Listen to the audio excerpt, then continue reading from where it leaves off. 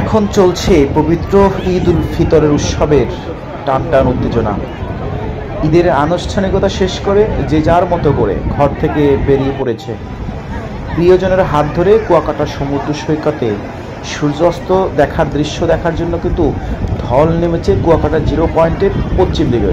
অর্থাৎ এখনই সূর্য অস্ত যাবে। এই সূর্য অস্ত যাওয়া মানে হচ্ছে সমুদ্রের বুকে টুপ করে আস্তে করে সূর্য অস্ত যায়।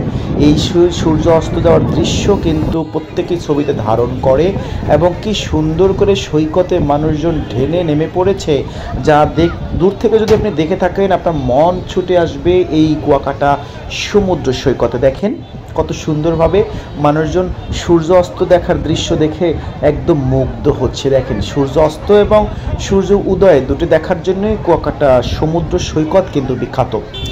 সেই হিসাবে দেশের নানান প্রান্ত থেকে পর্যটকরা দৌড়ে আসে সমুদ্র সৈকতের প্রেমে পড়ে। নীল জল, দক্ষিণা হাওয়া, চিকচিক করা বালু, এই সব কিছুই পর্যটকদের পাগল করে ফেলে। সুতরাং পর্যটকরা দ্রুতভাবে এগুলো ক্যামেরা বন্দি করে প্রিয়জনের সাথে সেলফি তোলে। দেখেন এই যে প্রিয়জনের সাথে সেলফি তুলছে, কেউ বা আবার স্পিড বোর্ডে সমুদ্র সৈকত দর্শন করছে। সব কিছু মিলিয়ে না দেশের নানান প্রান্ত থেকে পর্যটকরা হুমড়ি খেয়ে পড়ে এই কুয়াকাটা সমুদ্র সৈকতের দিকে। দেখেন কি এক আজব দৃশ্য।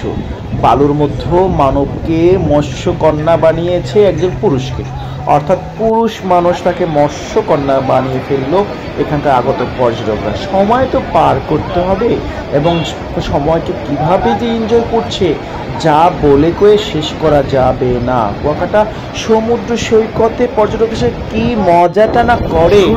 একটি বছর চলে যাওয়ার পরে যখন ঈদ আসে তখন দেখা যায় যে এই দৃশ্য দেখতে এই মুহূর্তে লাখো পর্যটক কুয়াকাটা সমুদ্র সারা মাসের ভিড় করছে এখানে। থেকে।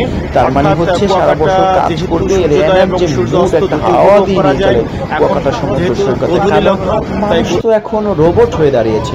তা রোবটের থেকে মুক্তি পাওয়া মানে সমুদ্র সৈকতে সূর্যোদয় দেখা, এগুলোই যেন তার দীর্ঘদিনের খোরাক হয়ে পড়ে। সুতরাং আমরা আপনি যে যেখানে থাকি সব সময়ের জন্যই তো পাহাড়, নদী, জল বিভিন্ন জায়গায় মানুষ ছুটে চলে। তবে পাহাড়ের চেয়ে কিন্তু সমুদ্রে মানুষকে বেশি টানে, কারণ সমুদ্রের বুকে এসে এক শ্বাস করে দুঃখ ছেড়ে দেওয়া যায়।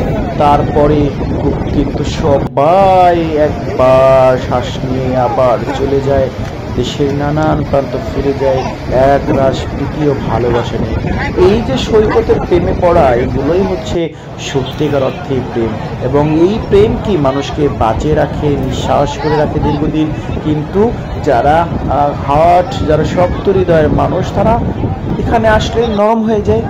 আবার যারা দূরের মানুষ তারাও এখানে চলে আসে, এসে সূর্যোদয় এবং সূর্যাস্ত, চিকচিক করা বালু, হাজার হাজার মানুষের মাঝে এক প্রাণ খুঁজে পায় এখানে। এই সব কিছু মিলিয়ে একটা সুন্দর দৃশ্য তৈরি হয় কুয়াকাটা সমুদ্র সৈকতে।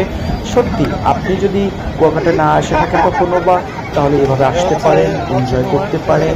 হ্যাঁ, সব সময়ের জন্য আপনি এখানে ভিজিট করতে পারেন।